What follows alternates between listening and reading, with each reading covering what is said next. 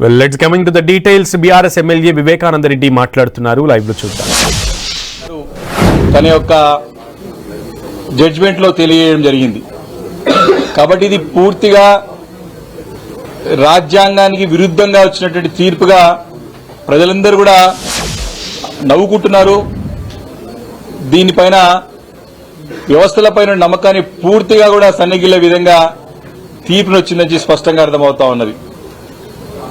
ఇంత బాహాటంగా బీఆర్ఎస్ పార్టీలో గెలిచి కాంగ్రెస్ పార్టీలో పోయినట్టు ఎమ్మెల్యేలు 10 మంది ఎవరైతున్నారో బాహాటంగా ఓపెన్ గా కాంగ్రెస్ పార్టీ యొక్క అభ్యర్థుల విజయానికి ఇప్పుడు జరుగుతున్న గ్రామ పంచాయతీ ఎన్నికలు కానివ్వండి, మొన్న జరిగిన పార్లమెంట్ ఎన్నికలు కానివ్వండి, అంతకుముందు కాంగ్రెస్ పార్టీ మీటింగ్లలో కానివ్వండి, వారి పోస్టర్లలో చేతి గుర్తులు వేసుకుని కాంగ్రెస్ గుర్తులు వేసుకుని రాహుల్ గాంధీతోని మల్లికార్జున ఖార్గేతోని ఫోటోలు తిరిగి బాహటంగానే ప్రచారం చేసుకున్నటువంటి సందర్భంలో ఇంకా కూడా మరి కళ్ళు కప్పే అంటే కనబడినా కనబడినట్టు మరి ఈ రకమైన నిర్ణయం బయటపడడం అనేది మాత్రం చాలా బాధాకరమైన విషయం. దీనిపైన బీఆర్ఎస్ పార్టీ ఊరుకునేటువంటి ప్రసక్తే లేదు. ఖచ్చితంగా న్యాయ పోరాడడానికి అన్ని విధాలుగా బీఆర్ఎస్ పార్టీ సిద్ధంగా ఉన్నది. ఈ యొక్క తీర్పు కూడా సుప్రీంకోర్టు నుండి చివాట్లు పెట్టిన తర్వాత, సుప్రీంకోర్టు ముట్టకాయలేసిన తర్వాత ఏ స్థాయి వరకు పోయింది ఈరోజు నిర్ణయం తీసుకోవడానికంటే, మీరు నూతన సంవత్సర వేడుకలు మీరు ఎక్కడ జరుపుకోవాలో నిర్ణయించుకోండి అని చెప్పి అంటే వార్నింగ్, ఒక సీరియస్ కమెంట్స్ సుప్రీంకోర్టు చేసేంత వరకు కూడా ముఖ్యమంత్రి గారు మన యొక్క రాష్ట్ర గౌరవాన్ని మంట గల్పినారో స్పష్టంగా అర్థమవుతా ఉన్నది. అంటే ఆ రకమైనటువంటి వ్యాఖ్యలు చేసేంత వరకు కూడా ఈ రోజు వచ్చినటువంటి తీర్పు రాలేదు. ఇదే ఒక తీర్పుని, ఇదే ఒక న్యాయాన్ని, ఇదే ఒక జడ్జిమెంట్ ని మీరు త్వరగా తీసుకోవాలని చెప్పి గతంలో హైకోర్టు ద్వారా డైరెక్షన్ తీసుకొచ్చినా మేము కూడా అడిగినా దీన్ని కాలయాపన చేసుకుంటూ వస్తూనే ఉన్నారు. ఈరోజు కేవలం 5 సభ్యులకు సంబంధించినటువంటి ఒక జడ్జిమెంటే తీర్పునిచ్చినారు.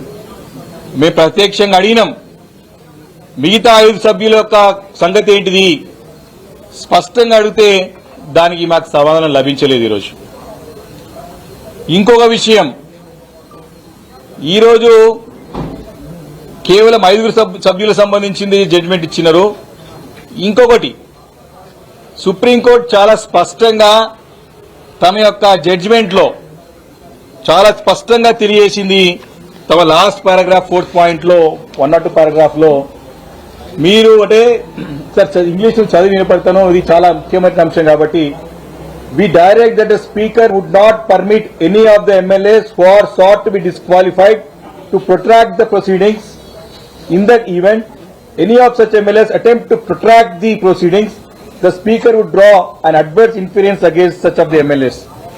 ఏ శాసనసభ్యుడు ఎవరైతే ఫిరాయింపులు చేసినటువంటి ఎమ్మెల్యేలు ఎవరైతే డిస్క్వాలిఫికేషన్ కి అనర్హులుగా ప్రకటించడానికి అవకాశం ఉన్నటువంటి ఎమ్మెల్యేలు ఎవరైతే ఉన్నారో, ఎవరైనా సరే ఈ యొక్క ప్రొసీజర్ అంతా కూడా పొడిగించడానికి, ఈ యొక్క ప్రొసీడింగ్స్ ని మరి సాగదీయడానికి, ఈ ప్రొసీడింగ్స్ ని మభ్యటే కొంచెం ఇంకా పోస్ట్పోన్ చేయడానికి ప్రయత్నం చేస్తే తక్షణం వారిపైన ఇమ్మీడియట్ గా మీరు చర్య తీసుకోవచ్చు అని చెప్పి, చర్య తీసుకోవాలని చెప్పి సుప్రీంకోర్టు డైరెక్షన్ చేయడం జరిగింది. అంటే దీంట్లో మొత్తం 10 మందిలో 2 శాసనసభ్యులకి నోటీస్ ఇచ్చినా ఈ రోజు వరకు కూడా రిప్లై లేదు. కడియం శ్రీహరి గారి విషయంలో, దానం నాగేందర్ గారి విషయంలో. అంటే వారి అంత ప్రెజర్తో సంబంధం లేకుండా వారు ఇంకా కాలయాపన చేసే ప్రయత్నం చేస్తున్నారని స్పష్టంగా తెలియజేసినప్పుడు ఇమీడియట్ గా వారిద్దరిపైన మరి సస్పెన్షన్ చేయాల్సిన అవసరం ఉండే, వారి అనర్హులుగా ప్రకటించాల్సినటువంటి మరి చట్ట ప్రకారంగా, రాజ్యాంగం ప్రకారంగా, న్యాయస్థానం ఇచ్చినటువంటి డైరెక్షన్స్ ప్రకారంగా నిర్ణయం తీసుకోవాల్సిన అవసరం ఉండే. అది అలాగనే పెండింగ్ పెట్టినారు. ఈరోజు ఇదంతా అయిన తర్వాత కూడా ఈ 5 శాసనసభ్యుల యొక్క అనర్హత పిటిషన్ మేము ఇష్టమో దాన్ని డిస్మిస్ చేస్తూ ఒక్కొక్క చిన్నగా ఒక్కొక్క 6 నిమిషం స్టేట్మెంట్ ఇచ్చేసి స్పీకర్ గారు, మరి ట్రిబ్యునల్ చైర్మన్ గా వ్యవహరిస్తున్నటువంటి స్పీకర్ గారు మరి 5 సభ్యులది చదివి ఈ యొక్క శాసనసభ్యులు తన శాసనసభ్యత్వ సభ్యులుగా కొనసాగుతారు వారి నియోజకవర్గం పేరు చెప్పి వారిపైన ఎలాంటి మరి ఏ కారణంతో చేస్తున్నారని ఇలాంటి చెప్పకుండా స్పష్టత ఇవ్వకుండా ఏ పార్టీ తరఫున మరి కంటిన్యూ అవుతున్నా కూడా చెప్పకుండా జస్ట్ సింగిల్ లైన్ స్టేట్మెంట్ ఇచ్చేసి మరి మా ఆ ఒక జడ్జిమెంట్ కాపీని ఇవ్వమని చెప్తే మరి అప్లోడ్ చేస్తామని చెప్పినారు కానీ మా చేతికి ఇవ్వలేదు. స్పష్టంగా ఈ యొక్క procedures and conduct of the business మన తెలంగాణ శాసనసభ యొక్క రూల్స్ బుక్ లో ఉన్నటువంటి మన యొక్క రూల్ బుక్ ప్రకారం ఖచ్చితంగా అయితే ఈ యొక్క డిస్క్వాలిఫికేషన్ పిటిషన్ పెండింగ్ ఉంటే ఇమీడియట్ గా మాకు ఈ యొక్క జడ్జిమెంట్ కాపీని మా చేతికి ఇవ్వాల్సిన అవసరం ఉండే.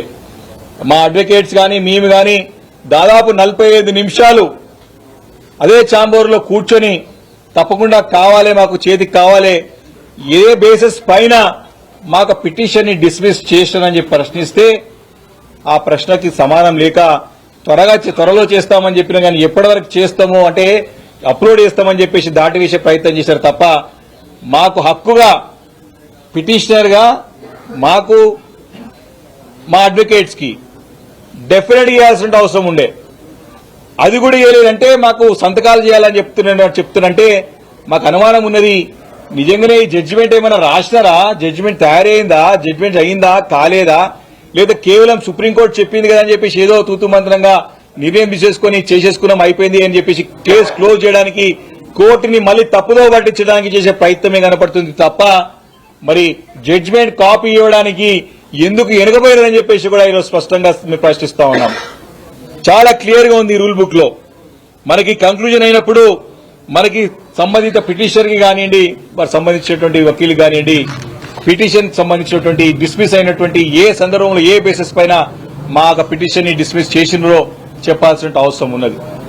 మేము ఒకటి డిమాండ్ చేస్తా ఉన్నాం. ఈరోజు కాంగ్రెస్ పార్టీలో వెళ్లినటువంటి శాసనసభ్యులు 10 మంది బీఆర్ఎస్ పార్టీ శాసనసభ్యులలో వారు ప్రజల్లో వారు ఏం ముఖం పెట్టుకుని తిరుగుతారు. ఈరోజు మీరేమో కాంగ్రెస్ పార్టీ పోయినామని చెప్పి తిరుగుతా ఉన్నారు. మీ కాంగ్రెస్ పార్టీ చెందినటువంటి ముఖ్యమంత్రి గారేమో వాళ్ళ సంబంధం ఏమో కాలేదు, మీరు బీఆర్ఎస్ పార్టీలో చెప్తున్నారు. అక్కడ ప్రజలకేమో మేము అధికార పార్టీలో చెప్పుకొని తిరుగుతా ఉన్నారు. మీరు ఏ ముఖం పెట్టుకొని ఇలా తిరుగుతారు? ముఖ్యమంత్రి గారిని మేము ఛాలెంజ్ చేస్తా ఉన్నాం బీఆర్ఎస్ పార్టీ నుంచి. నిజంగానే నీకు దమ్ము ధైర్యం ఉంటే, నిజంగానే నీ పరిపాలన పైన నీకు నమ్మకం ఉంటే విరవిగుతున్నావు కదా, నేను ఇంకా 10 సంవత్సరాల వరకు నేనే ఉంటా అని చెప్తున్నావు కదా, దమ్ము ఉంటే ఎందుకు ఈ దొంగ నాటకాలన్నీ? ఈ 10 మంది ఎమ్మెల్యేలతో రాజీనామా చేపి ఉప ఎన్నికలకు రా. నువ్వు వచ్చినా రాకున్నా త్వరలో రాబోయే ఖాయం, ఉప ఎన్నికలు రావడం ఖాయం. ఈ రోజు 10 మంది ఎమ్మెల్యేలు మేము కాదు, మేము బీఆర్ఎస్ పార్టీ కాదు అని బయట అక్కడ కాన్ఫరెన్స్ చెప్పుకుంటారు, బయట వచ్చేసేమో మేము అధికార పార్టీ కాదని చెప్పి ఇక్కడ చెప్తా ఉన్నారు. కాబట్టి ఈ యొక్క 10 మంది ఎమ్మెల్యేలు ఎట్లున్నదంటే కాంగ్రెస్ పార్టీలేమో మందికి పుట్టిన బిడ్డలు మా బిడ్డలను కాంగ్రెస్ పార్టీ అధికారంలో వాళ్ళు అధికారం ప్రభుత్వం చెప్తా ఉంటే వీళ్ళేమో మా పుట్టిన బిడ్డలు మాకే కాదని చెప్పి తిరుగుతా ఉన్నారు. ఈ రకంగా పరిస్థితి, వీళ్ళ పరిస్థితి అయోమయ పరిస్థితులు ఉన్నది. ముందు పోతే నుయ్యి వెనుకపోతే గుయ్యిలకు తయారైనది. కానీ బీఆర్ఎస్ పార్టీ ఖచ్చితంగా ఈ యొక్క అంశం పట్ల న్యాయ పోరాటం చేయడానికి సిద్ధంగా ఉన్నది, సంసిద్ధంగా ఉన్నాం. ఇది ఎప్పుడు కావాల్సింది మా యొక్క పోరాట ఫలితమే. ఈ రోజు ఏ నిర్ణయమైనా సరే ట్రిబ్యునల్ చైర్మన్ గా స్పీకర్ గారు తీసుకున్నారు. తప్పకుండా భవిష్యత్తులో రాబోయే రోజుల్లో కూడా తక్షణం మేము హైకోర్టు వెళ్తాం. మిగతా 5 మంది శాసనసభ్యులది కూడా తక్షణం నిర్ణయం తీసుకోవాలి. ఎందుకంటే రేపు లాస్ట్ డేట్ ఉన్నది, రేపు చివరి రోజు ఉన్నది. ఇప్పటికే కంటెంప్ట్ అయినది. ఇప్పటికే స్పీకర్ కార్యాలయం, తెలంగాణ స్పీకర్ కార్యాలయం అంటే తెలంగాణ రాష్ట్రం యొక్క గౌరవంతో ముడిపడినటువంటిది. ఇలాంటి సుప్రీంకోర్టులో పోయి తెలంగాణ పరువు తీస్తా ఉన్నారు. ఇక్కడ స్పీకర్ కార్యాలయం అంతా కూడా వారికి తప్పుదో పట్టిస్తా ఉన్నారు.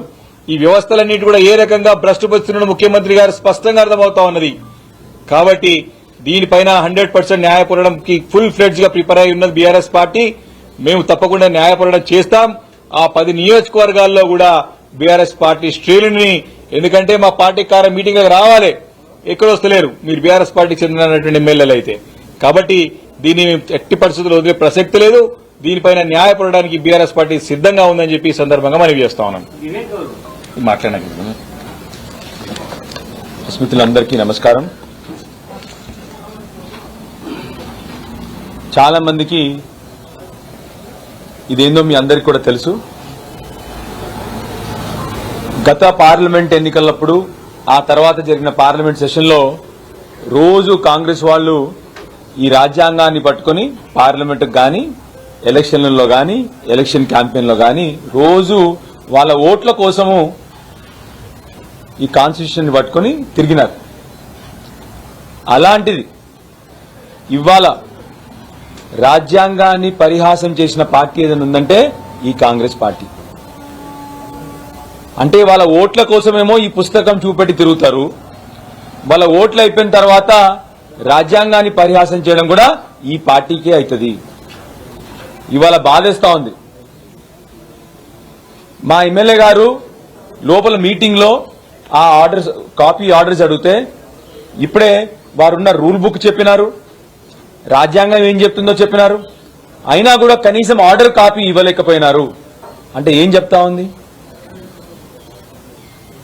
ఈ ఆర్డర్ కాపీ స్పీకర్ గారు తయారు చేయలే, ఈ order copy Jubilee hills palace లో తయారైంది. ఎందుకంటే ఈ జూబ్లీ హిల్స్ ప్యాలెస్ రాజు ఎప్పుడో జడ్జిమెంట్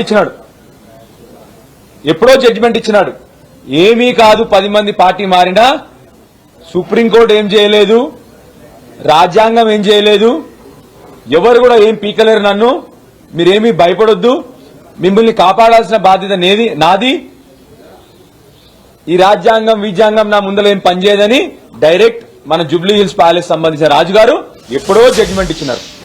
ఇవాళ అదే జడ్జిమెంట్ మా మంచి స్పీకర్ గారికి చేతికి పెడితే ఆ స్పీకర్ గారు చదివినారు, వెళ్ళిపోయినారు. స్పీకర్ గారు తీసుకున్న డిసిషన్ కాదు ఇది. ఈ డిసిషన్ ఏదైతే ఉందో ఇవాళ ఎందుకు చెప్తా ఉన్నానంటే ఆఖరికి ఆర్డర్ కాపీ కూడా మాకు ఇవ్వలేదు. ఎందుకంటే అది రాజుగారి చేతి రైటింగ్ లో ఉంది, దాన్ని మనం మార్చాలి. వాళ్ళు రాజుగారి చేతి రైటింగ్ లో, రాజుగారు ఎవరు తెలుసు మీ అందరికీ, జూబ్లీ హిల్స్ ప్యాలెస్ రాజుగారు అంటే మన ముఖ్యమంత్రి రేవంత్ రెడ్డి గారి చేతి రైటింగ్ లో ఉన్నది. కాబట్టి కనీసం పిటిషనర్లకు ఆర్డర్ కాపీ కూడా ఇవ్వలేదు. ఇంత దారుణమైన పరిస్థితిలో మన రాష్ట్ర ప్రభుత్వం నడుస్తా ఉంది. సుప్రీం